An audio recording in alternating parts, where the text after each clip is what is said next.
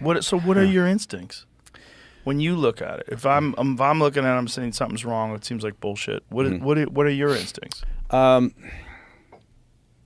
Yeah, I think I would like to, I don't think we're going to get there. But my instinct is to say, how do we solve this, or how do we come to some sort of logical resolution, as opposed to saying what is it right off the bat. My instinct is to say, all right, if the all domain anomaly resolution office has 800 cases, then tell us what those 800 cases are.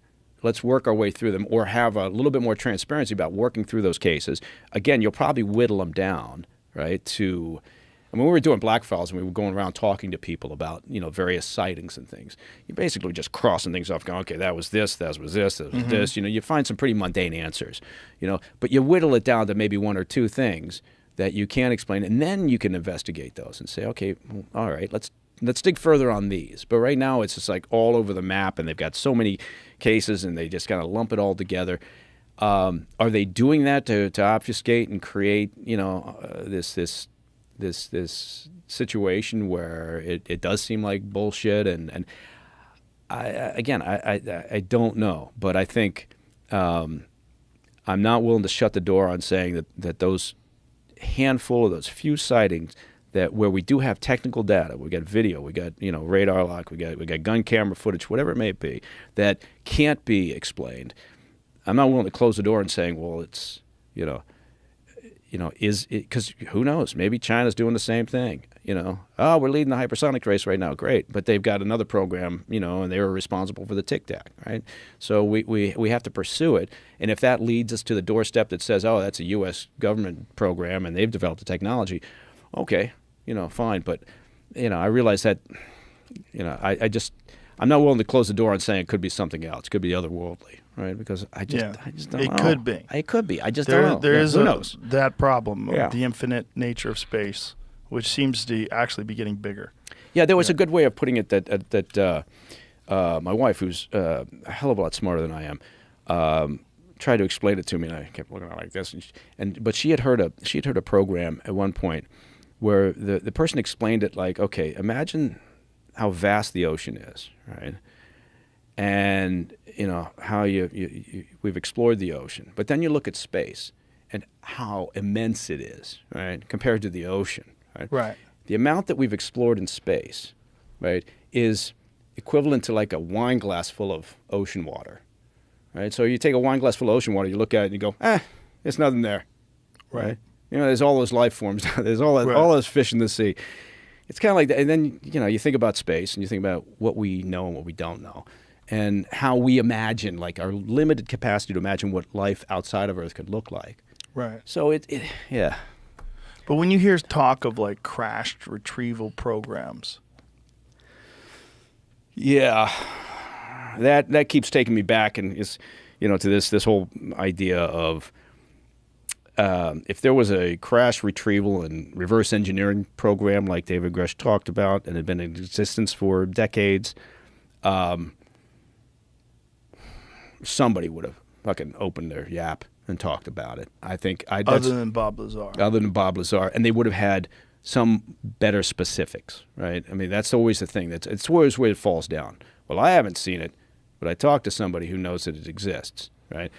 And I think maybe it's because we're human, we're programmed to actually want physical evidence, right? We want to actually see it before we believe it. But, that really hasn't happened yet. What's one of the things that's fascinating is the narrative has shifted so wildly from it's completely preposterous to credible people like David Fravor and Ryan Graves and all these different people that are talking about multiple sightings, things that completely defy our understanding of what a vehicle is capable of doing, hovering completely motionless in 120 knot winds, all the whole, whatever that thing is, the cube inside a sphere that they keep seeing over and over again. Right. Like almost hit one of the aircraft. Yeah. What the fuck is that? Yeah. And then they land. So I think, one of the good developments out of all of this, and one of the things that may eventually lead to transparency, right, because it will provide an avenue for these sightings, whether it's commercial or military pilots, as an example, to report it, right? And to be more, and for the government to take it, perhaps, again, it depends on whether it's a big conspiracy or not, to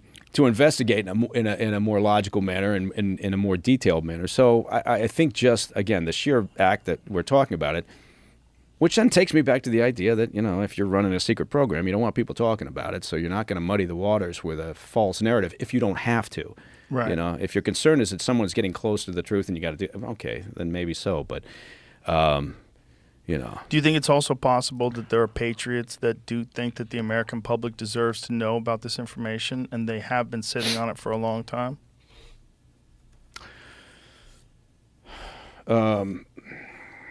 That people like David Grush and all these various people that are coming out, and more apparently are wanting to come out. Yeah.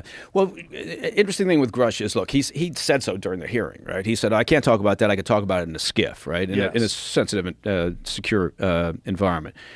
All right. Well, if I'm, one of the people on that subcommittee, I'm going to say, you know what, to my staff, schedule, a skiff meeting with Grush. Get him in here, and let's, have him talk classified shit. Right. So that would be the next logical step in all of this. Have they done that yet? I don't know. I mean, it's. When he said I could talk to you about it in a skiff, have people taken him up on that? Well, you'd have to ask him. No, I wouldn't. Right, and they wouldn't tell anybody. And they wouldn't tell him. And therein lies part of the problem, because if he sits there but if he sits in the skiff and continues to kind of say, well, okay, you guys aren't clear to hear this, and I can't. All right, then you got to start questioning, what he's actually got or what he knows for sure, rather than just having this witness interviews and sort of secondhand information. But I'm much more, I guess the point is, I'm much more interested in the direct sightings than witness interviews, right? Right. And the thing about him is he's not really a witness, right? He hasn't had any personal encounters with anything. Right. He hasn't had personal encounter with a craft. He hasn't seen a retrieved craft. He hasn't seen the biological entities. These are all just programs that he's been made aware of that he felt like people needed to know about. Yeah. That's the narrative. And again, not to disparage anybody, right? I mean, look, he's, if in fact, somebody leaked his medical records, which it looks like, did happen, right? Then that's pretty bullshit, right? Mm-hmm. Somebody needs to figure out what the hell is happening. Let's see this. The information from Grush, who said he was unable to discuss specifics on what he told the Pentagon's watchdog arm. Lawmakers want to sit down with the former official in a sensitive, compartmented information facility, a SCIF, to get additional information from him. The group has been blocked, however, by officials that have informed them that Grush doesn't currently have security clearance to discuss the issues in a